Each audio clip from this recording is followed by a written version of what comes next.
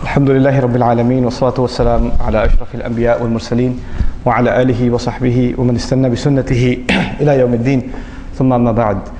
First of all, I'd like to apologize for my lateness. I was on my way here and I realized in packing the children I forgot the laptop, so I had to go back and get it. Because I didn't want to miss out on anything that I've put in my notes at least, that I intended to share with all of you, inshallah ta'ala. First and foremost, I'd like to share with you that what I'm presenting here are my own thoughts and they're not necessarily absolute in any way. The purpose, the primary intent of this discussion is to actually facilitate food for thought. So all of us are thinking, inshallah ta'ala, about certain issues, and perhaps if we think about them sincerely and together, hopefully we'll come to certain kinds of solutions and address certain challenges that the Muslims are facing. So again, I don't claim to have the answers to the problems, but certainly I'd like to highlight some areas of problems. And as many of you know, this session is dedicated to understanding some of the challenges that the Ummah is facing, especially the Ummah living here in the United States in the West. And some of the, what are some of the things we can do to try and address those problems. This is a very rhetorical, almost slogan type of statement. What is the problem of the Ummah? Right? And it's sometimes we actually have a very deep, profound answer, but the answer also seems like a slogan. Well, the problem of the Ummah is a lack of Iman. If we really had Iman, then we would be okay. And it seems like that's an oversimplification, but I'd like to start with the fact that that in fact is a very deep and profound answer to the problem of the Ummah. Allah Azza wa Jal has made very categorical statements about this fact. Allah Azza wa Jal, for example, has told us in a context in Surah Al-Imran where Muslims are suffering defeat. He's told us, وَلَا تَهِنُوا وَلَا تَحْزَنُوا وَأَنْتُمُ الْأَعْلَوْنَا إِن كُنْتُم مُؤْمِنِينَ.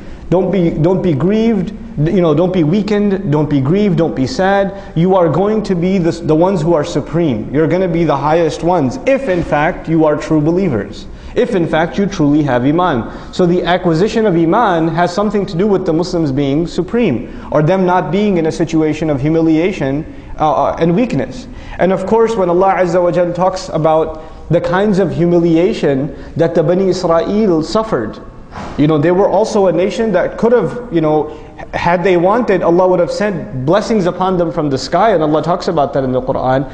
But then what does Allah address as their problem? He says, ثُمَّ قَسَتْ قُلُوبُكُم مِّن بَعْدِ ذَلِكَ. Your hearts became hard. The hearts were empty of Iman. The Iman was not there. Similarly, I'm sure you've heard this phrase before that it seems like the Ummah is dead, or the spirit of the Ummah is dead, or it's like it's sleeping and things like that. And Allah Azza wa Jal, interestingly in the Quran, compares people whose Iman is empty to people who are actually dead. And He compares people whose Iman, whose faith has come back to life, to like plants that come out of the dead earth. So Allah Azza wa Jal, for example, in Surah Al-Hadid, He says, فَقَسَتْ قُلُوبُهُمْ وَكَثِيرٌ مِّنْهُمْ فَاسِقُونَ. People of the book before us, their hearts became hard and most of them are corrupt. That's what He makes a statement about them. And then He says, اعلموا أن الله يحيي الأرض بعد موتها. You should know Allah gives life to the earth after it had died. In other words, first He talked about the hearts being hard, and all of a sudden He says, you should know, by the way, Allah can bring the earth back to life. In other words, you should know your hearts can also be brought back to life. The Iman in your hearts can be revived as well. But though this is a deep response, sometimes we don't look at it in a deep way. When we say that the problem of our Ummah is a lack of Iman, we don't really address that problem in a meaningful, in a deep enough way. That's at least my thought on it. And so what I want to share with you is that this idea of reviving the Iman, the faith of the Ummah, you can at the very least divide it into three things. This is a spiritual problem, which is I think most people understand. When you say it's a problem of the heart, it's a spiritual problem. The second thing is that it's an intellectual problem. And a lot of people don't give that much attention. Iman is not just a spiritual thing, it is also an intellectual thing. It's something that we are convinced of intellectually as well. And finally, as a result of both of those things, this is a moral problem. In other words, when someone actually benefits from the fruits of Iman, then what comes out of them is this high standard of morality and ethics. Right? They become a person of high character. Right? So when Allah Azza wa Jal, for example, talks about people of Iman, قَدْ أَفْلَحَ الْمُؤْمِنُونَ, He mentions very high ethical characteristics of them, you know. So these three things, a spiritual problem, an intellectual problem, and then a moral problem. The one that gets the least attention, at least as far as I've seen, Wallahu ta'ala a'lam, is the intellectual problem.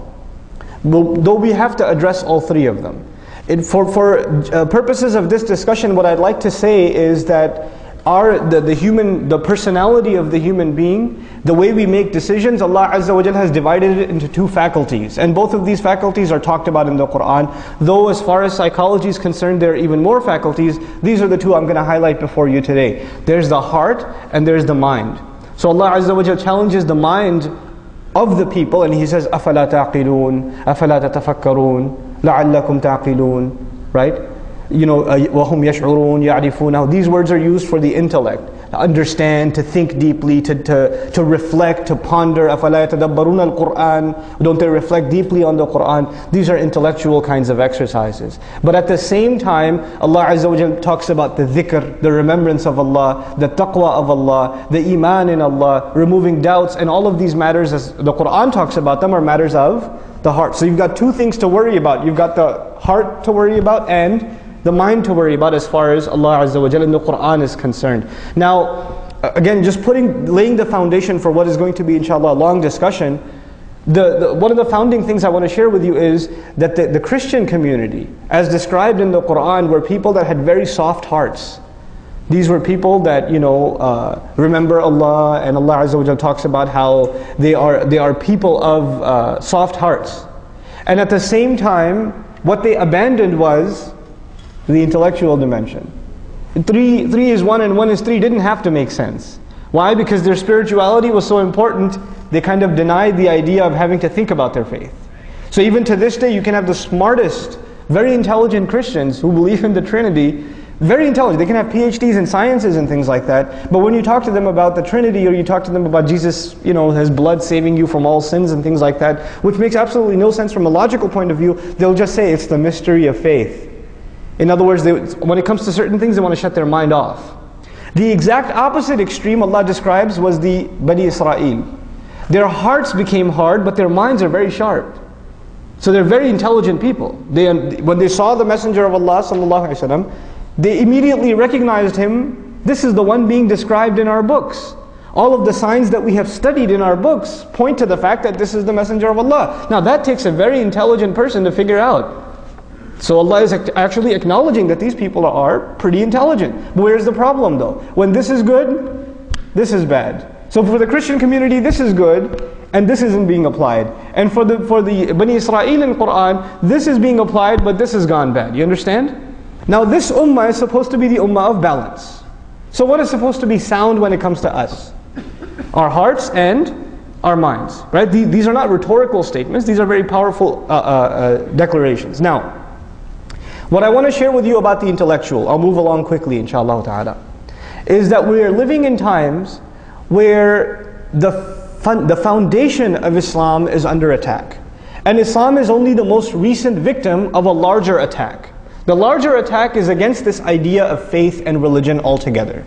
Religion is something for stupid people. It's something for pre-modern people. Now that we are living in the scientific age, in the age of open-mindedness and enlightenment, we can understand that religion was only developed by older societies to help control the masses and to help keep society organized and keep people from doing crimes. Because you can't stop them from doing crimes because of the fear of police or this or that. But if you instill in them the fear of a divine being, whether that divine being is the sun god, or it's this tree that you worship, or it's the clouds, or or whatever, or it's one God in the end, but we're going to instill a fear of a God in people so we can organize society and control them. So modern philosophers started looking at religion as a means of just controlling people, and it's, one of the more recent expressions in philosophy, religion is the opiate of the masses, right? That religion is kind of like a drug. You get high off of it and you can be controlled, masses can be controlled. So a pastor or an imam or a rabbi can speak before a crowd of 1,000 or thousands and they will all listen intently,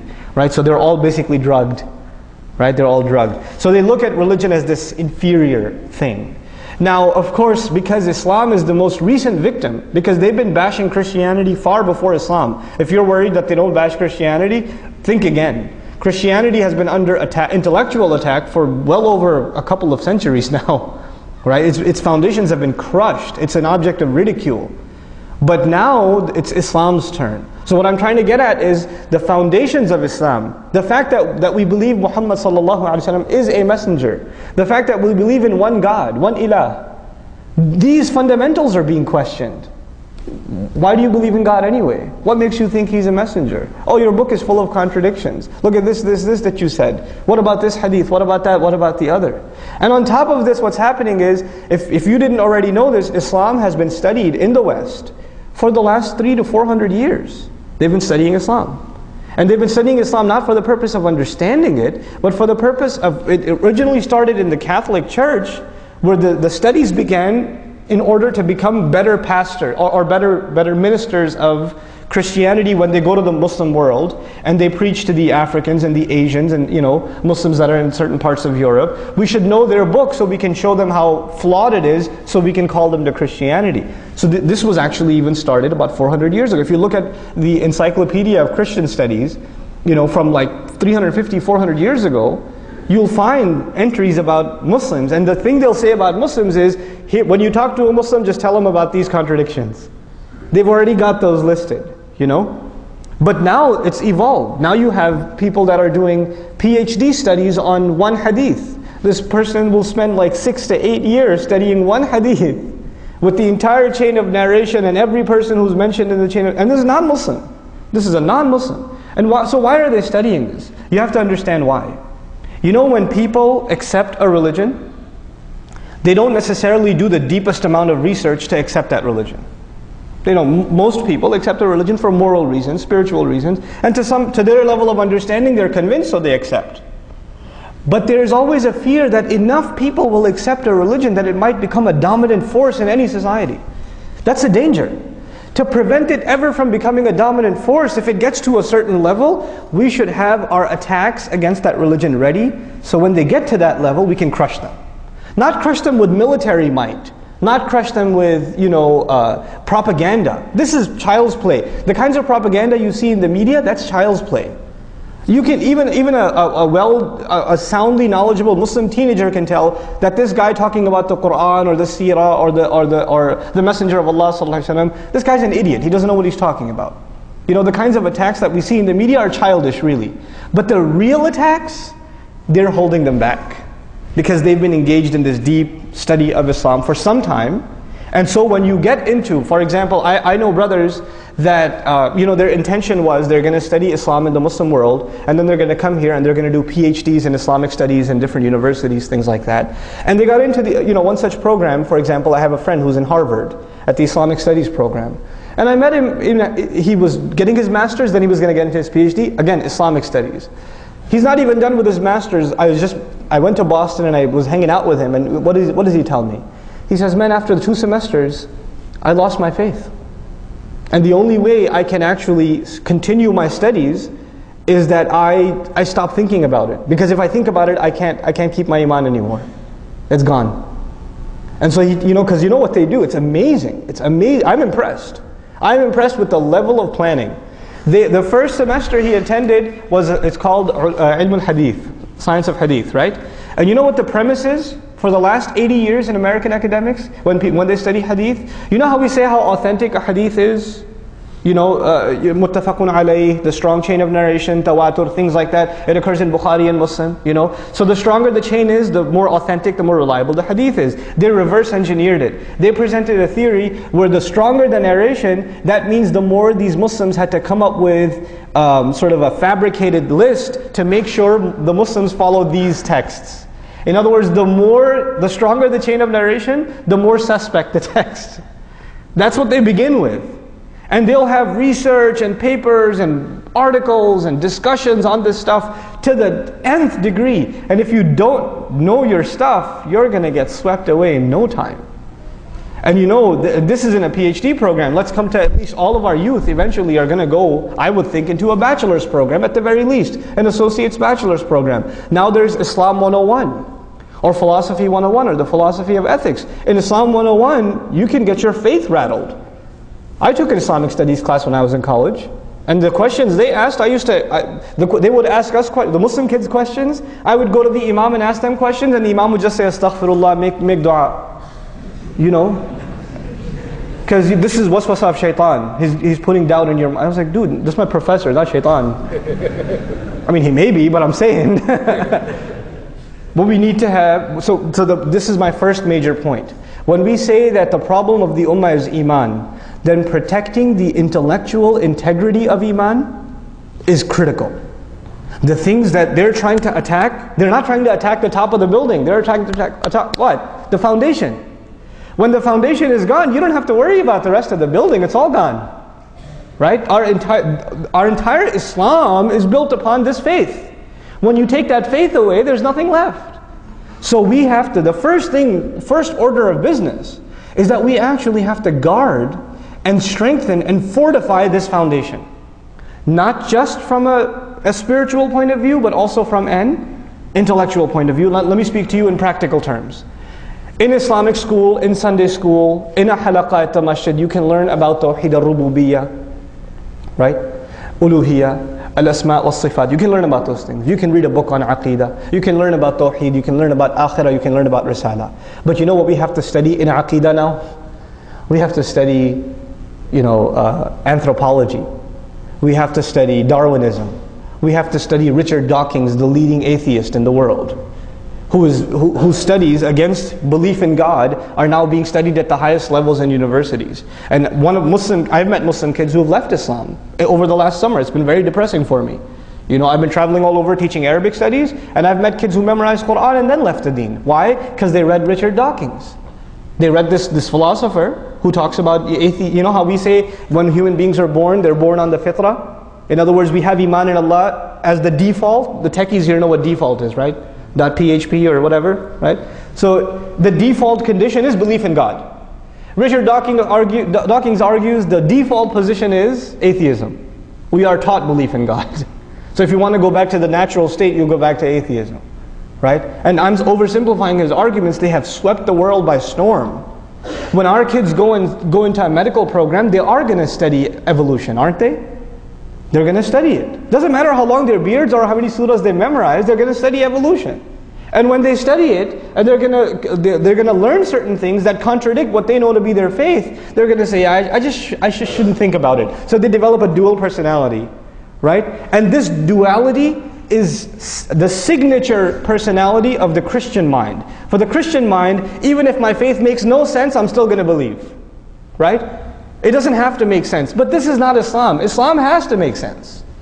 أَدْعُو إِلَى اللَّهِ عَلَى بَصِيرَةٍ. I call to Allah with eyes open, with insight. In other words, for us there's no such thing as blind faith. We're supposed to be convinced of this deen, so much so that Allah's Messenger ﷺ is commanded to tell people who don't believe, He's commanded, go ahead and bring your proofs against me. Hatu burhanakum. Bring your proofs. So when they bring forward atheism and agnosticism, and when they bring forward anthropology, and they bring forward evolution, and things like that seem at the surface level to contradict our faith, they are doing what Allah told them to do. Allah told them to bring evidences against our deen. That's what Allah told them.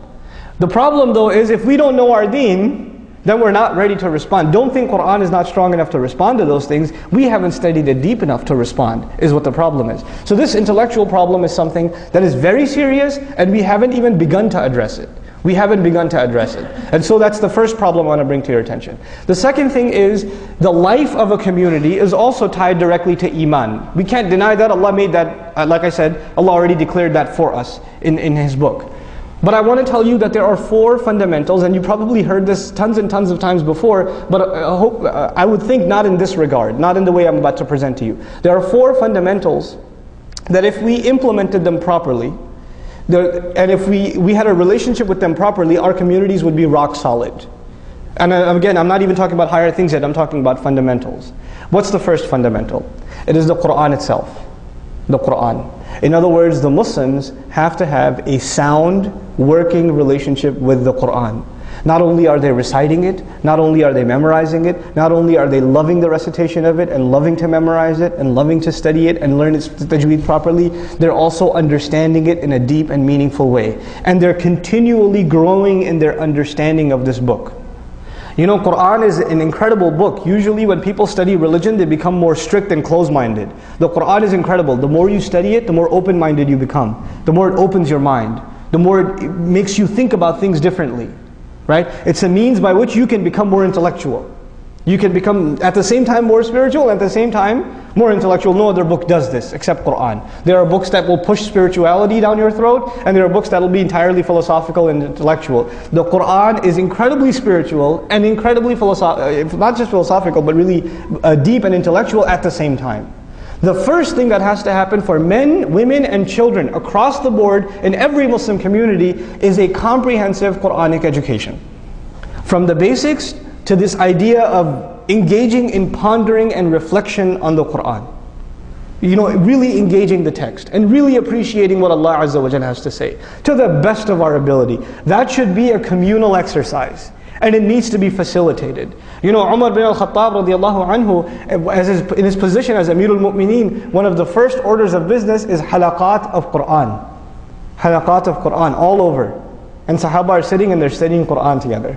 Right? Because this has to do with us keeping our identity intact. That's the first thing. That's the first fundamental. The second fundamental is salat. And when I say so, you've heard about the importance of salat tons of times. So I'm not going to repeat what you've already heard hundreds of times. But I will tie it to what I'm trying to say here. When you have a healthy relationship with the Quran, you know how even the most highest professions like physicians or architects or whatever, even they have to go for refresher seminars and reviews, right? You've internalized this really deep, profound thing. Where do you get your review? Salat. Every few hours you stand in front of Allah and you review what message He's given you, the profound words that He's given you and me. So it's an opportunity for us to refresh our faith constantly.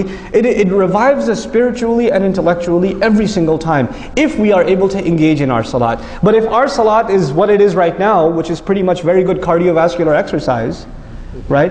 And it's not much more than that for most of us. We don't know what's being recited. We don't know what Allah Azza wa Jalla is saying in the Quran. Now this is a tragedy. Because the means by which you can keep Quran alive in the community, Allah gave us that mechanism. That institution is salah. When the salah is not connecting you to Quran, nothing can connect you to the Quran. Because salah is what Allah gave us to connect to the Quran. That's what Allah gave us. What can we have in addition that's going to work? So we have the halaqat and the tafasir and things like that, but there needs to be a mass movement of facilitating Arabic education. For Muslims across the world, and I'm just saying specifically here in the United States, we should have access to the best form of Arabic education for the purpose of us having a better sound experience in salat. This has to do with us surviving. Because when our salah becomes empty, then the entire deen is gone. Because you know, salah is directly connected to 3 things. I'll make quick mention of this. The first thing is the state of the ummah, the state of the union, right? The state of the union, Allah's Messenger ﷺ says about the salah, he says, "In saluhat saluhal amru kulluhu." If the salat is good, then the whole thing is good. If salat is good, the whole thing is good. You know, it's an amazing thing to say. It's not just about making wudu properly and facing the right direction, and those are all important peripherals. But what's the heart of the salah? To connect to the word of Allah. To have this deep relationship with, and if that's there, then the ummah is okay. Then they're connected to what they need to be connected to. You know, their halaqah of Quran is when they stand in front of Allah subhanahu wa ta'ala. It's an amazing thing. So that's the first thing. It fixes the problem of the ummah. The second thing about salah I want to mention is, you know how I said the fundamental problem of of the ummah is iman. Did I say that? Right? You know, in the Quran, Allah uses, when the qibla changed, when the qibla changed, Allah Azza wa Jalla says, وَمَا كَانَ اللَّهُ لِيُضِيعَ إِيمَانَكُم. You know, the Jews came to the Muslims and they said, you've been praying in the wrong, you had the wrong GPS address all these years. Your salat didn't count. Because the qibla is this one and you've been praying towards Aqsa. You know, they said all those years got wasted, huh? And Allah says, no, Allah will not waste. He didn't say Allah will not waste your prayers. Allah says, Allah is not one to waste your iman. In other words, in the ayah, what iman means is salat. To Allah Azza wa Jal, salat and iman are the same thing. So if salat is good, necessarily what does that mean? Iman is good. As far as Allah is concerned, if salat is good, iman is good. So that's the second thing. The third and final thing I want to tell you about this fundamental, which is salat, that as an institution that we need to protect and savor, is that Allah Azza wa Jal calls the entire Quran dhikr. Multiple times. In huwa illa dhikrun, you know, wa Qur'anun mubin, kalla innaha tadhkira, wa dhakkir bil Qur'an, right?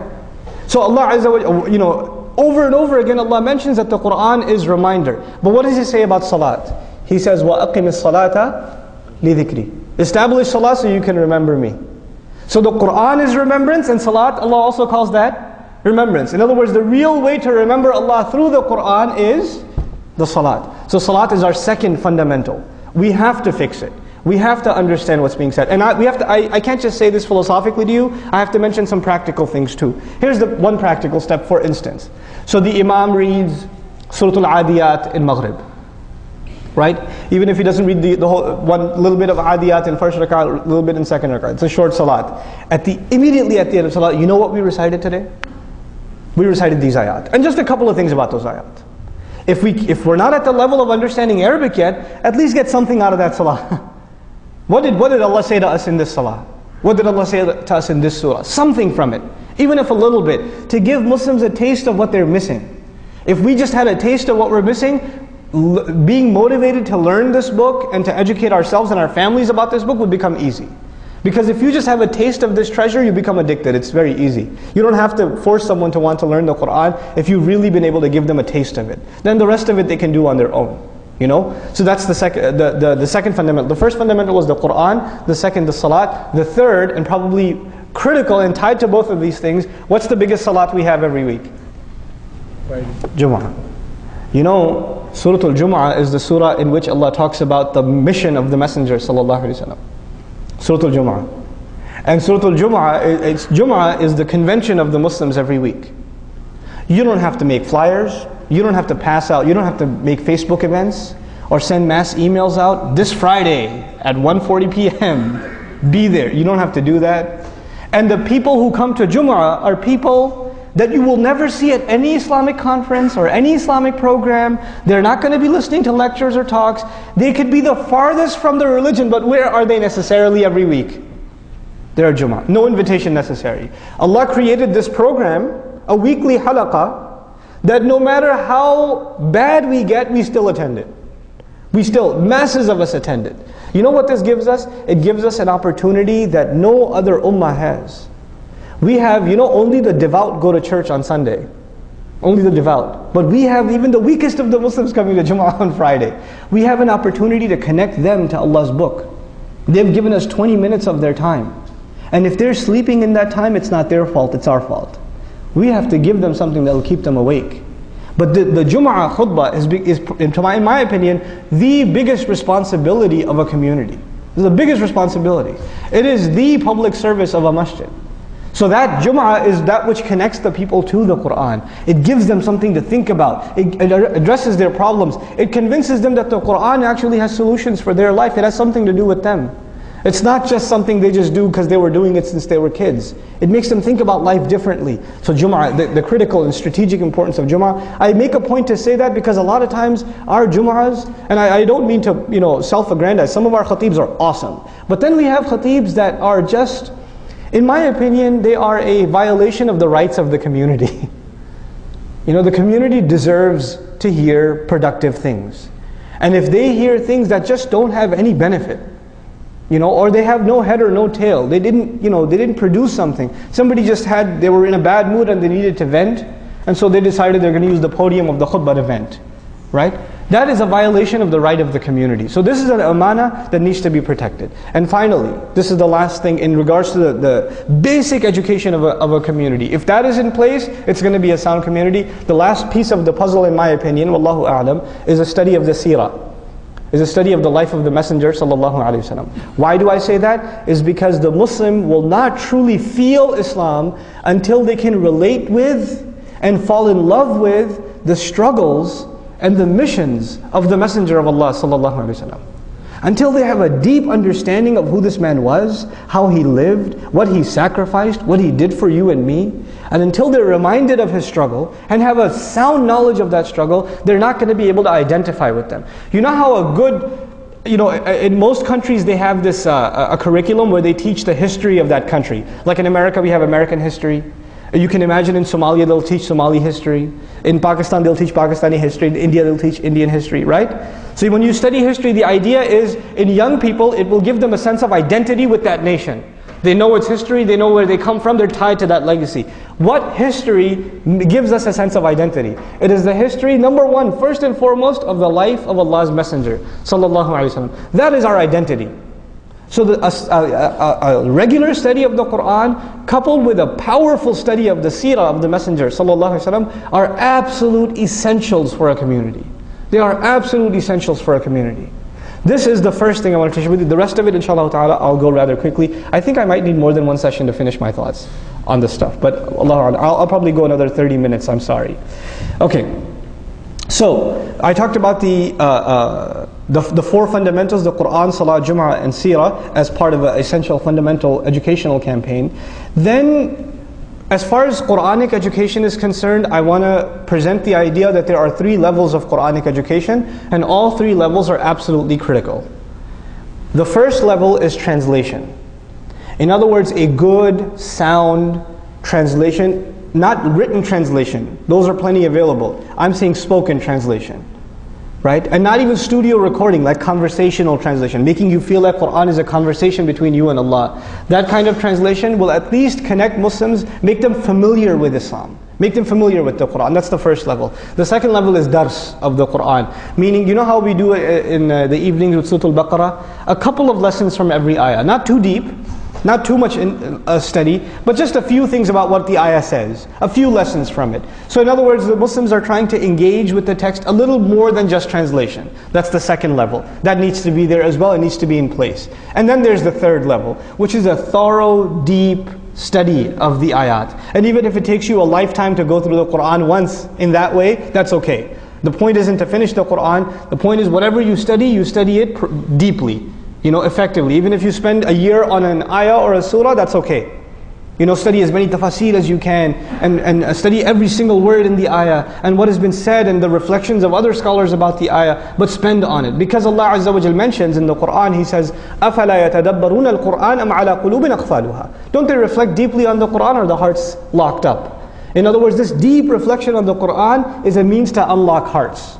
It's a means to do that. So these are three levels of Quranic education that we need to develop. Now I'm going to go on to other things. The imaniyat was the first thing. But then now I want to talk to you about what we need to be funding. There are certain issues in the ummah, living issues in the ummah today that are unresolved. They're unresolved. There are issues, for example, and I'm not scared of controversy, so I'll come out and say it. What is jihad fi sabilillah? What does wala and bara mean? Our idea of the allegiance and separation. Muslims living in non-Muslim societies. What is our status? Where do our allegiances stand? These are not just things we should be asking ourselves. These are things non-Muslims are asking us now. Right? The non-Muslims are telling us, oh, you hate us because we're kuffar and you're trying to take over our country, and the only reason you're saying is Islam is peace is because you have your covert agenda. And eventually you guys want to wage jihad against us. So all these mosques you're building are actually jihad training centers. They're saying these things to us, right? But actually we Muslims, let's be honest, if you ask 10 people in a row after Jum'ah, what is jihad fi sabilillah? You're going to get one answer? You're going to get 10 different answers. We ourselves are not in any kind of unanimity on what this subject is. How it applies, how it doesn't apply. When is it being used properly, when is it being misused? We have no idea. And on top of that, it's even more dangerous. You know, there are certain elements in the ummah that are very militant, and they're very angry at the situation of the Muslims. So they write blogs and articles and papers about how we need to fight the enemy and this and that, and they'll praise ridiculous acts like the underwear bomber. They'll say that guy's a mujahid fi sabilillah or whatever, right? There are Muslims on that plane, for God's sake. There's some men, women, and children on that plane, but they'll call it jihad fi sabilillah, and they'll quote ayat and a hadith, and some stupid young Muslim teenager is going to read that blog and say, man, this guy's got a lot of daleel for what he's saying. Look at all the hadith and ayat he quoted. He must know what he's talking about. After all these ayat, they lead to one conclusion. Right? And when you say, well, what about this paper? What about all these evidences he's got? You take them to your local community and say, we condemn these acts. We have nothing to do with them. In other words, on the one hand, you have someone who's giving you all this evidence. On the other hand, there's someone who's saying we are against it, but they don't give you any proof, evidence, scholarly discussion, nothing. One of the necessary needs of the ummah today is a scholarly, thorough understanding of controversial subjects. Not just so we can explain them to non-Muslims, for our own selves. For our own understanding, honest, deep, scholarly research. We can't expect it to happen, we need to fund that research. We need to identify the top scholars in a particular field and say, listen, your job for 6 months, produce a paper, then give a lecture, and then give us a series of khutbahs that we can give in our community so the Muslims understand this subject properly. And it's not just one subject like jihad fi sabilillah. It is multiple subjects. You know, the education for Muslim women, the issue of where do we draw the line for separation, things like that. The issues that are dividing us, issues that are eating away at the fabric of our communities. To have proper scholarly deep research and actually have think tanks of scholars from different schools of thought coming to unanimous conclusions and saying this will benefit the ummah. Across the board, this is what we need to be doing. Our scholars have the credentials, but they haven't been given the direction. They have not been pushed. Our scholars will go and study for years, and they've studied amazing things. And yet, after all that knowledge where they are now able to do amazing research, what do? No, teach my children how to read Alif Ba at the masjid. Which is important, but man, the guy studied 10 years. He's a PhD. It's like saying you did a PhD in mathematics, and now your job is to teach, 1, 2, and 3, how to write the numbers 1, 2, and 3 in preschool. We have these resources, we need to put them to work. I'm not a scholar, but I tell you, I can claim to you that our scholars are not being utilized. They are not being utilized. And so the things they're being utilized for, to me, actually are pathetic things. And we need to, first of all, we need to make use of what their training is for, and we need to expect more from them, so inshallah ta'ala, they give us what we need from them. It's a mutual relationship. We don't take, it's not, oh, the scholars have said. It's not like that. Just tell us what to think about this. Give us answers for this, this, and this. Profound research. And then the tradition of the ummah is when the scholar presents something, the people can ask, where did you get this from? How do we understand this? What about this? What about that? There's a questioning back and forth so we get to a more refined understanding. This is the role of the scholar, So we have to bring our scholarship back in that sense. And we as a people have to demand it from them, as communities we have to demand it from them. So this is the second thing, beyond the study of Iman. Again, I'll go maybe 15 more minutes, inshallah. Okay, now I want to talk to you about something that we cannot disconnect ourselves from. The struggle of Islam, of course, is a timeless struggle. But at the same time, we are living in 2010. And we are living in a context where the Muslims have gone through quite a bit of change in the last 100 years. The last 100, 150 years have been a very transformational time for the ummah. We cannot separate ourselves from our history.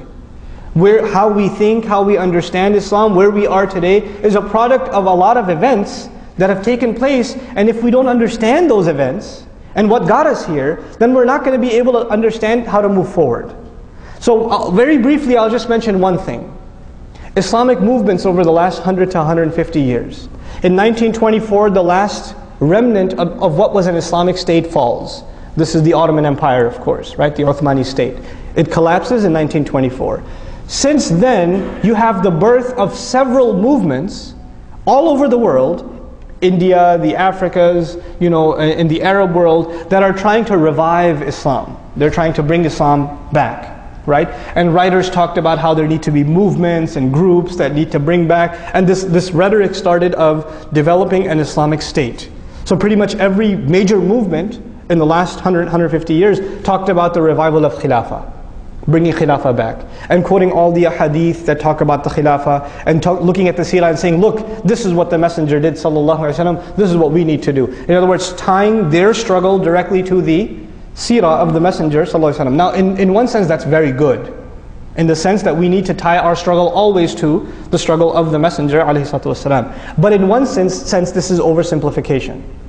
When we take lessons from the seerah, we cannot ignore the time, the place, and the changes that have taken place.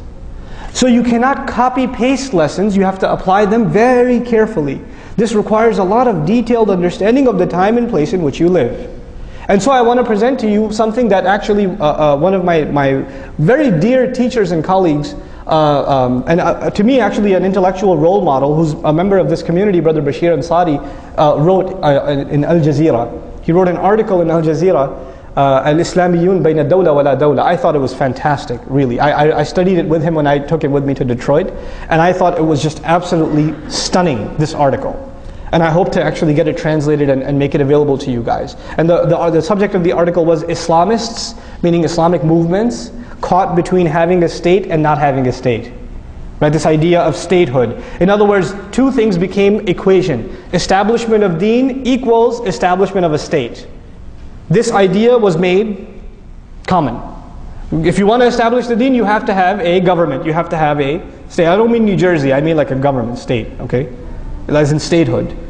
So this idea is actually what he questions. And he says, what are the roots of this idea and what are the problems with this idea? First of all, most of the movements that called for a state have had no experience or idea or know-how how to run a state. What does it take to run a government? Sanitation, police, roadmaps, taxation, right?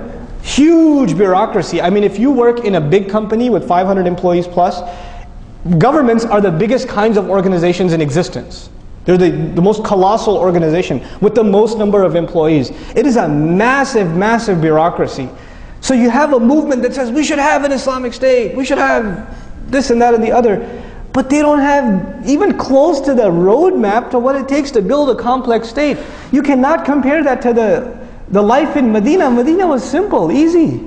These people didn't need governments and a water department and a taxation department and a municipality, and they didn't need these things. They just had simple hut homes and they were living in tribal lives. Now they're a little bit more organized. It's a very preliminary form of a state that the Messenger established, sallallahu alaihi wasallam. For that society was very advanced, but compared to what we have now, it's very simple. So to say we're just going to go establish and say, if you give these movements, let's say, you know what, we're ready to give you the state, here, take Pakistan, take it. You can have it. What are they going to do? How are they going to run it? Do they have the credentials to actually budget, to finance a budget, to engage in policing and things like that? They don't have the wherewithal. These are things that require a high degree of expertise. And by the way, let me tell you something else that he mentioned in the article that to me was mind-blowing. A movement, when Muslims are trying to say Muslims need to wake up and we need to stand up and we need to establish the deen, these are the kinds of things I can give in a khutbah and people might say, Takbir! Right? Everybody's going to, yeah! Iqamatul deen! But, so movements can fire people up. They can invigorate people. They can inspire people. People can read the works of people like Maududi rahimahullah or Sayyid Qutb rahimahullah and to this day be moved. Right? And be like, or Maulana Ilyas rahimahullah, these people, they can read them and say, wow, that's amazing stuff. But tell me which country in the world today looks at its government and say, they're so awesome. I love those guys in government. You know what comes with being in government? What naturally comes with being in government? Being hated. You can't avoid it. People have a natural tendency to not be inspired, especially not be inspired by their government. And some places in the world, these groups figured it out. I'll give you an example, not because I condone them, because we need to understand the political science of this. You have a group like Hezbollah. Now there's efforts made in Lebanon to enter them into politics, right? They want to bring them into the political realm. But the leadership of Hezbollah says, no thanks, we don't want government. You know why? Because when they're outside of government, a lot of people love them. But if they enter government, what's going to happen? They're going to lose their credit. Oh, they're corrupt like all these other government politicians. You see what I'm saying? So they understand that they're more powerful outside government than they even are inside government. Now let's not just take an Arab example, let's take an American example. How much does government affect your life on a day-to-day basis? Okay, I know you pay taxes every year. I understand that. But other than that, on a daily basis, what influence does government have on your life? The major things that are in this country, for example, the way you think about fashion, the way you think about what's success and failure, your mentality, you know it doesn't come from the government. It all comes from the private sector.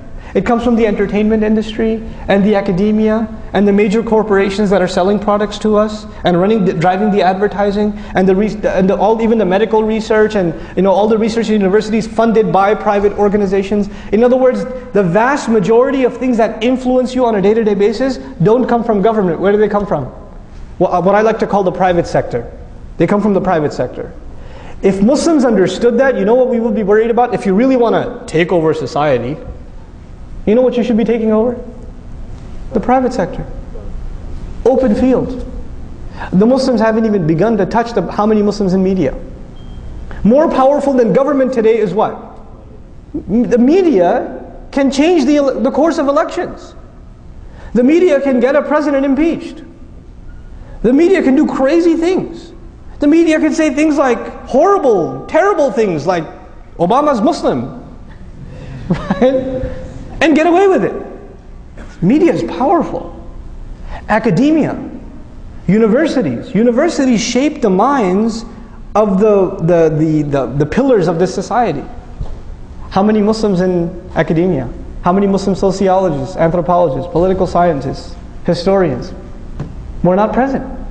We came to this country and we thought success is doctor, engineer. Okay, fine, you couldn't do doctor, engineer, programmer, right? IT, right? Or okay, if none of those worked out, gas station, right? So this was success for us. If we make good money, if we can buy a nice house, if we can live in a nice neighborhood, we've got success. This is success for an individual, maybe. For a community, look at what, and I'm baffled by the Jewish community. I'm amazed by them. You know why? Because when they first came to this country, they were treated like we are treated now. And you know what they got themselves? You could say, oh, they're riba people, whatever. But you know what they really got themselves into? Not just financial institutions, entertainment, literature, academics. Virtually any major university in the country, a significant proportion of the faculty is Jewish. That's a norm. It's normal, you know. So they became the deep fabric of this country. So it's so much so that they're untouchable. Muslims didn't. We became skilled labor. That's all we are. Even if you're a doctor, even if you're an engineer, in the end, you're just a highly skilled worker. You're not someone who influences minds or causes ripples in society. You're not.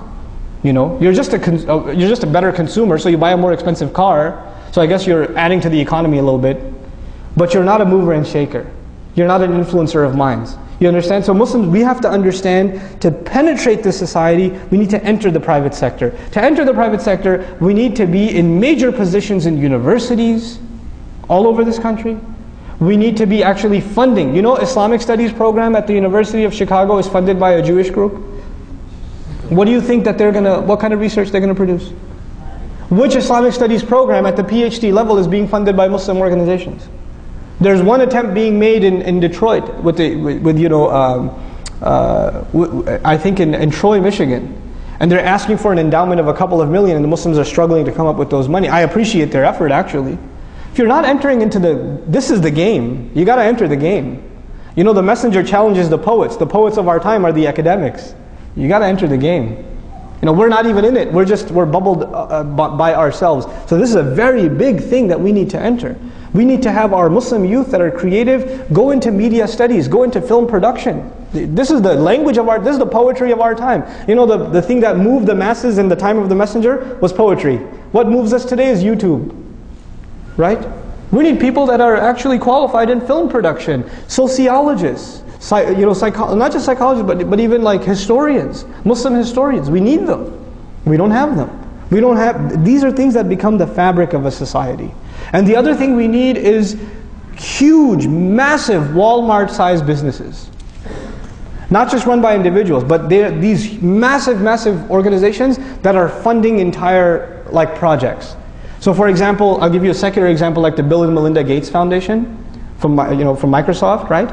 They give so many endowments to schools across the country and help out and things like that. Muslims need to have institutions like that. That don't just help Muslim institutions, they help America in general. They help America at large. Why should we do this? Because then we become a fabric of this society. We become, they can't talk about us like they do now. They talk about us now as though we're like these wild dogs let loose in the society. Literally, that's how we're talked about in the media. We're not given human dignity when we're talked about. That's not where we stand. Why not? Because we isolated ourselves. We did that to ourselves. I'll move along quickly, inshallah ta'ala. This is the last thing I'll share with you for today. Probably we'll have another session to finish this discussion. And just to, again, I know there's a lot of different things I talked about here, but again, I just want food for thought. I want us to just think about these things. And inshallah ta'ala, hopefully the purpose of a community is some people are good at some things, others are good at other things. We manage our resources and people get involved in projects that are trying to build one part of the solution, others another part of the solution. And it's all syncing and coming together cohesively. That's what we need, that's the point we need to get. How many human resource managers in our audience today? Any HR managers? Not one? We should have human resource managers. Because one thing we need at the level of Muslim community is human resource management. This is what the scholars need to be doing. This is what the reverts who've come to Islam, this is the training they need so they become awesome da'is. This is what our kids that have finished hifz need to be doing. This is what the mothers of the community need to be doing. Allocating projects to different groups and helping them build this community from the ground up. So here's the last thing I want to share with you for today, and we'll have a little bit of a QA session. I want to talk to you about something I heard at the ISNA convention that struck a chord with me. And I thought it was very powerful. It was presented by Professor Ingrid Mattson. And she talked about the difference between a cult and a community. So this is the last thing I'm sharing with you. The difference between a cult and a community. A community is a place where everybody's welcome. And diversity is appreciated. The fact that you are different is a good thing. Because it adds to the texture and the depth and the richness of the community. A cult, however, demands that everybody be exactly the same. They should talk the same, they should dress the same, they should look the same, they should act the same. It's like this uniform thing. That's a cult. Now, in a community, when somebody makes a mistake, Muslims, we make mistakes. Somebody falls into sin. Somebody veers off the path. What a community does is it nurtures them and says, look, we all make mistakes, let me help you. And they can bring you back. And they can support you until you're back on your feet again. In other words, the community travels together, and when somebody trips and falls, there are others who can pick you up and take you along. In a cult, when somebody makes a mistake, they're kicked out. There's no tolerance. You got out of line, you're done. You're finished. In a community, you have this idea that when you want to engage and help people understand themselves better by open conversation. You want to be able to ask questions without being afraid of criticism. So for example, one of you has the right to ask me a question that other people might look at them, how could you ask that question? How dare you say that? No, actually you can ask a question. You shouldn't be afraid to ask questions and to get clarifications, because the community supports the idea of open communication. There should be nothing is taboo. We should be able to ask whatever we want to ask without being afraid of being judged, right? In a cult, you're not allowed to ask questions. If you ask certain questions, how dare you? You should be ashamed of yourself. Why don't you become like everybody else, a robot? Right? So this idea of keeping uniformity. And finally, in a community, you have the urge to want to not only understand ourselves, but to understand our neighbors. So we'll go over to the church, we'll go over to the fire station, we'll go over to our neighbors and invite them over to us. And we'll say, tell us about your faith, we'll tell you about ours. وَتَعَاوَنُوا عَلَى الْبِرِّ وَالتَّقْوَى. Cooperate with each other in good things and in taqwa. You can do that. You can even agree to certain things with them. So now, a community would like to reach out and to be known and to identify itself as someone who can serve others. A cult, however, hates outside communication. They want to be isolated, cut off from everybody else. And what the cult does to their members, it tells them don't listen to anybody else, because they'll mess you up. The only way you'll stay safe is if you listen to us. We've got the right Islam. Everybody else is deviant and out, they'll put waswasa and mess up your aqeedah and this and that. So don't listen to this speaker, don't go to that convention, don't go to that masjid, don't go here, don't go there, don't go there, don't go there, because it'll all be, you'll get lost. We're trying to keep you safe. Right? So the cult tries to keep its members bubbled and outside the rest. And actually I said finally, but this is the most important one, so finally. A community, one of its fundamental functions is to help the family become stronger. So in a community, it trains you to become a better father, a better husband, a better wife, a better son, a better daughter, a better neighbor. It makes you develop better relationships. Right? That's what a community does. You know what a cult does? It cuts you off from your family. You have conflicts in the house. You have disagreements and arguments. You have the home turns into a battlefield. Why? Because you're trying to turn your family doesn't agree with your cult, so the family became the enemy. And the cult will even come and say your family is a fitna. You should, they're dunya. We're calling you to deen, so leave your family. This is a cult. And the reason I make this distinction is a lot of masjids in this country are cults. A lot of masjids are cults. And what we need in this country is communities. We desperately need communities. We need to understand this difference, and we need to help our masjids come out of a cult and eventually become a community. And sometimes we're in between. We're kind of in between somewhere. And we're hoping that all of our masajid, inshallah ta'ala, are healthy, functioning communities. And they don't end up becoming cults. There's a very important distinction to make, and an opportunity for us to move forward. Inshallah ta'ala, at this point I'll take written questions. Written questions only, right? Okay. Okay. For those who have limited Quranic language, what is the best service source for understanding the Quran besides attending halaqah and asking the ulama? Jazakallah khair. Can you recommend any books or series of books to understand the Quran or translation with a deeper level in modern and simple English, especially for the youth? Most of us from Asian countries have been raised with a warning that tafsir translation are only for ulama and scholars. What is your take on this? Please comment. Should Muslims compromise on the site of the Mosque of New York so there will be goodwill in the USA for Muslims? Even our Prophet ﷺ compromised with the kuffars of Mecca sometimes for the better future of Muslims, and eventually victory over the kuffar of Mecca. Wouldn't $100 million be more productive for the ummah to invest in 100 different masjids across the US instead of so stiff and pushing ground zero masjid projects so hard? What is the encouraging negative media and turning general masses against Muslims and creating lots of hate crimes in masjids all over the country? Okay, really awesome questions, by the way. Okay, so as far as number one, Quranic studies, there are several resources available. In English, one of the things that we're trying to do in Bayyina is to create an audio library of a study of the Quran. So if you don't know about it, now you do, inshallah. If you go to bayyinah.com, B-A-Y-Y-I-N-A-H, bayyinah.com.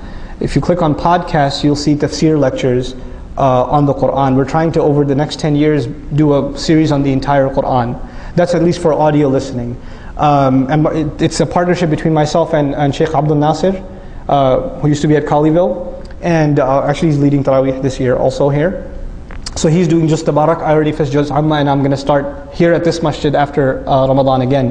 Bi-idhnillah. And all the recordings are put up for free, so you have access to them.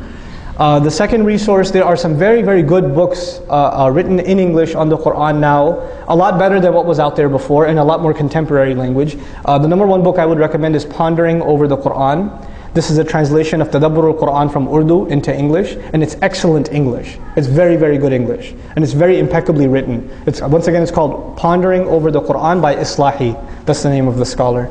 A good translation, even though I have a lot of disagreements with translation, but nonetheless better than most that are out there. I would recommend Oxford University Press, Abdul Halim. Abdul Halim put out a translation of the Quran, and it's closer to the text than others, even though I have my share of criticisms of that translation as well. So you have those couple of resources. As far as having a meaningful relationship with the Quran is concerned though, each one of you, I don't care if you became Muslim yesterday or even Muslim your whole life, you have to convince yourself that you can and you will learn the Arabic of the Quran. You have to convince yourself of this. There's no way around it. This ummah has to know it.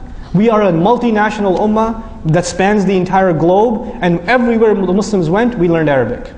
It's not just an Arab thing, it's a Muslim thing. It's not limited to the Arabs. It's part of our identity. You know, Ibn Taymiyyah rahimahullah said that every nation has a flag, and the flag of Islam is the Arabic language. Right? So this is our identity. Imam Shafi'i rahimahullah said it's wajib on every Muslim to learn it as much as it's possible. بِقَدْرِ جَهْدِهِ, as much as humanly possible. As far as the question of, we're taught that studying or the Quran is only for the ulama and scholars, there's an extreme. There are two extremes. I'd like to share both extremes with you. One extreme is I can read the Quran and figure it out myself. That's one extreme, and it's false. The second extreme is the Quran is only for the scholars. It has nothing to do with me. If the scholar tells me something about it, well and good, I'm not going to engage in a study of the Quran. That's also false. A healthy relationship with the Quran means you are studying the Quran, you are studying tafasir, you're studying an ayah, and when you don't understand something, or you want to make sure what you understood is correct, you go to the alim and you ask him. But you continue your own study. You continue to read the tafasir. The great works of the scholars were not written for scholars, they were written for people. Mufti Muhammad Shafi used to give radio lectures in Pakistan that were turned into the Tafsir Ma'arif al-Quran. It wasn't written for scholars, it was written for you and me. And now it's been translated into English too, Ma'arif al-Quran, even though the English isn't all that good. But the idea is these are written for us. So we need to study them. And of course you'll read things you don't understand. That's when you put the scholars to work and you go to the Imam. You come to Imam Zayd and say, Imam Sahib, what about this ayah? I don't get this. What does this word mean? Or what is this doing here? Can you help me understand? And maybe our Imams don't know and they'll force them to do research and come back to you. So this is a healthy thing to do. And this is something we should be engaged in. We shouldn't be afraid of studying the Quran, but we should respect the scholarly tradition of it at the same time. Okay. Very less numbers of youth. I didn't talk about the ground zero thing. I guess I have my own opinions. I can't give you the official Islamic stance on it. But I think this, more than anything else, the ground zero issue is an eye-opener for Muslims. They didn't come and attack it saying, we don't want a mosque here. That was the first thing they said, but they realized that sounds racist and that sounds prejudice and it's against freedom of religion, so we're not going to go that route. You know what they came and said? We don't know who this Imam guy is. We don't know what they get their money from. Right? They came with all these other questions. So we all know why they don't want it. They don't want it because it's a masjid. But now they're coming at those attacks from a bureaucratic or background check point of view. This is a great look in the mirror for us. You know why? Because now we know that when we run a masjid or any Islamic institution, our accounting better be crystal clear. And our background checks better be solid. If we're going to be in this country, we have to learn how to survive. And we cannot run our masajid the way a masjid is run in Hyderabad or in Lahore or in Cairo. It's not going to run like that. We have to have certified professional accountants. We have to have crystal clear accounting on the books. We have to have an open relationship with the IRS. We have to have open background checks, and we have to have even a transparent relationship with the authorities. They should know who we are and we know who they are. So when somebody comes against us and says, what are you talking about, man? Go ask the director of the FBI, he knows our Imam. Go ask him. Because they know who we are and we know who they are, we have nothing to hide. Right? We can't be this secretive, blocked off, the kuffar are trying to get us. Well, the kuffar live next door to you, okay? So, we can't live like that. So this is an eye-opener for us. As far as the masjid itself, my opinion on it is there are multiple roads we can take, only Allah knows which is successful.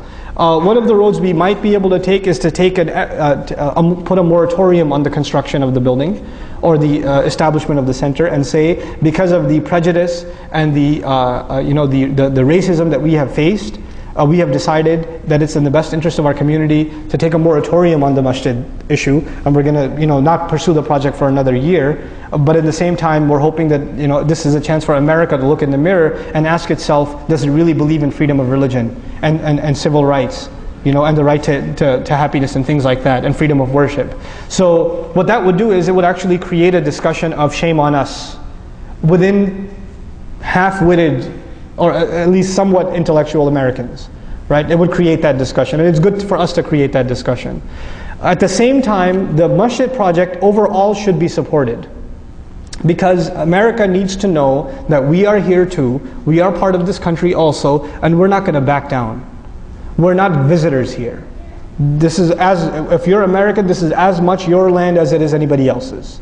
And we have to have that sense of ownership. And I say this because Muslims, we don't have a sense of ownership here. We don't. We have this pipe dream, we're going back home. You know? And it is a pipe dream. You're not going back home. When you go for 2 weeks, you can't wait to come back. You put your flight earlier. Right? And some of them are like, land of the kuffar, I'm leaving, I'm going to the land of the Muslims. And they went, and they came back after, I couldn't take it, man. And they're right back where they were. So get over it, this is your country. Get over it. Okay? And act like it. And we have to, on a side note, we have to stop acting like the people that are around us, or we're somehow not American. We are. Sorry. I know it might hurt your feelings, but we are. It's so disgusting when Muslims can have a conversation and say, brother, I was talking to one of my American friends. What do you mean, one of your American friends? What he means is my non-Muslim friends. So in the mind of a Muslim, when you say American, it necessarily means what? Non-Muslim. That's disgusting.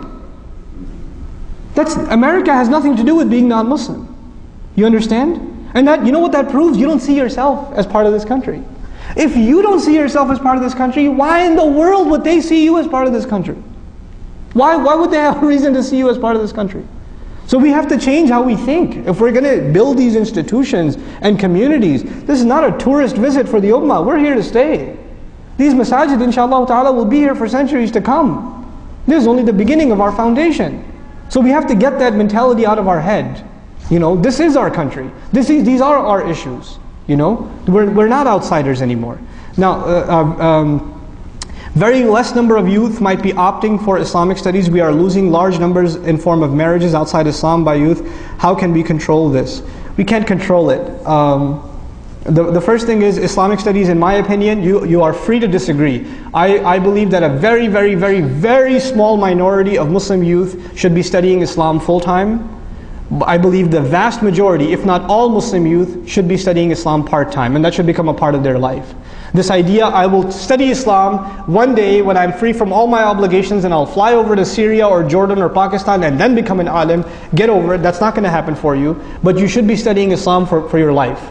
But a few of our youth, we do need ulama, but not everybody. And this idea that I want to go study at an institution so I can, a lot of kids, man, I'm telling you this, I know this came up, it's not really our main topic, but I should say it. A lot of our young kids, it's no different than the rock star dream. It's no different. This young kid sitting in the audience, religious kid, he sees a khatib give an awesome khutbah, he says, I want to be like that guy. I can't wait to be flown first class to a conference and I can give a speech at the stage and everybody's going to say takbir. How do I do that? I should become an alim. I should become a scholar. I should go to this institution or that institution. Why do you want to do that? Because I want to be like that guy. Look, if you want to serve Islam, that's one thing. But if in your head there's this thing about, we need more speakers. We don't need more speakers. We need more workers. And you can serve Islam without having to be from a certain institution. And I'll be honest with you, I have a problem with most institutions. Because very few respectable Islamic scholarly institutions in the world, for a good number of them, they are so influenced by the politics around them and the ideological garbage around them that they produce zombies, that they come back and they try to turn us into zombies. They go there and they become these twisted weirdos. And then they come back and they teach that, what happened to you, man? Why are you so weird?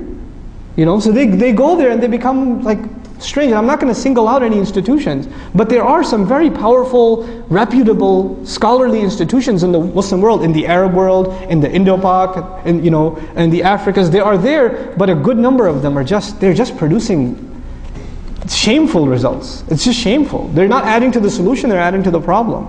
But this idea of Muslims marrying outside of the faith, that's not the problem, that's a symptom.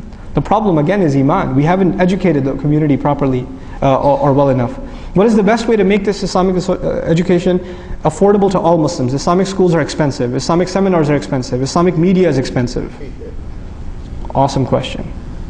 If the universities in America are not properly teaching Islamic studies for Muslims, then where should we pursue higher education of Islam in America? Okay, two very related questions. In, again, my opinion, Allah knows best. And this will be the last question we'll take, right? Or you have tons more? You have tons more. Okay. So, as far as Islamic education is concerned, I am a big believer in providing sustainable, affordable, quality education. Now, how do you do those three things? I know some of you will not like my comments here, but I have to be true to my convictions. And I'll just say with you what I'm convinced of, and we can have a healthy conversation with it afterwards.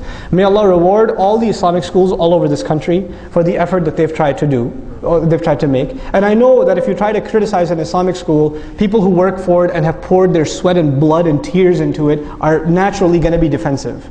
I myself used to be the principal of an Islamic school. But I do have to say some things. I'm just going to come out blunt and say them. Number one, the vast majority of our Islamic schools in America are a monumental financial failure. Number one. Number two, they're a monumental administrative failure.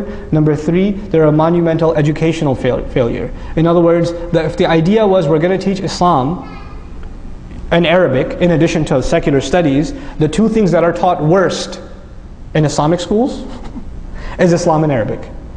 The least quality education is in Islamic studies and in Arabic. And if the idea was we're going to put our kids, and a lot of parents, let's be honest, a lot of parents put their kids in Islamic school not because they wanted Islam for their children, they just didn't want their boy having a girlfriend. That's why they put him in Islamic school, because they saw that this kid's getting a little crazy, so put him in boot camp. In other words, the Islamic school, right?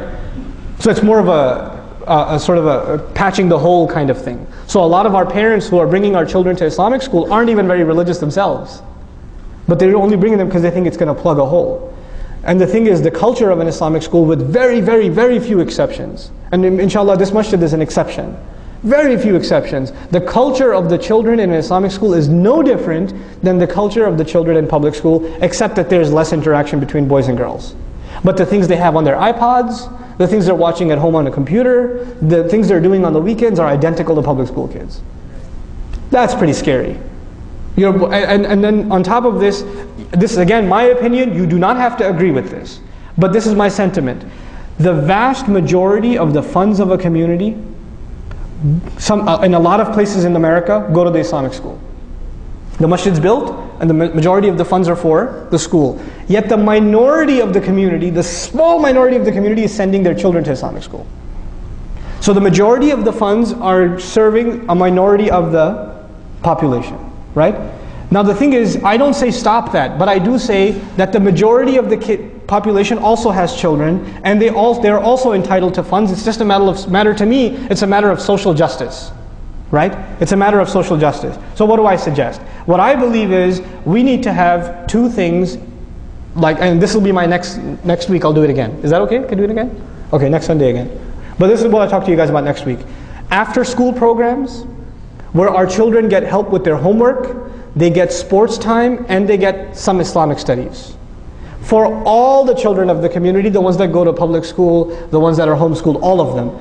3 hours, 3 or 4 days a week, they're here, they're getting good company, they're getting sports, they're getting better at their academics in school, they're getting Salat al-Asr in the masjid, they're getting some Quran exposure, their reading becomes solid, they start getting into halaqat of tafsir and other things, they're maturing as Muslims, they're developing friends that are Muslims around them, so they're building this culture of affinity with the masjid and friendship around the masjid. And they're developing affinity for a role model that is Muslim. Very affordable, very sustainable, and inshallah ta'ala very powerful, that if we can do this. And we have the resources, it doesn't take money, you don't have to raise funds to do this. It's very easy to put together. That's the first. The second I spoke about last night at Plano Masjid is revolutionizing Sunday schools. But we'll talk about that another time, inshallah ta'ala. But these are two things we can do. The other thing is, we are in the age of podcasts and digital media, so a lot of Islamic education can actually be recorded education. You know, the great number of Muslims in Egypt studied the tafsir of Quran listening to, Khawatir al-Sha'arawi rahimahullah. Why? Because they were broadcast on the radio or recorded tapes and things like that. It's okay, you can listen to these things and learn a lot too. For most of the time when you're sitting in a seminar, you're listening anyway. So we need to make free recordings available. And it's easy for us to do that with iTunes and podcasts and things like that. So that needs to be a culture within the Muslims. The other thing is, I am actually a big fan of, I'm condoning, even though I think I have ideological differences here and there, but overall I think the fact that Zaytuna College is in existence is a great success for Muslims. That the fact that we actually have an accredited college of our own, and inshallah many more to come. But we need to build our own institutions of higher learning. And if we can't get there, then the next best thing, we need to fund institutions of higher learning in existing colleges. So we have the Department of Islamic Studies run by the Muslims, funded by the Muslims. We need to be doing that. So we create opportunities for our youth to study Islam at high levels in this country. If we don't build educational institutions, we have no future in this country. It's not going to happen.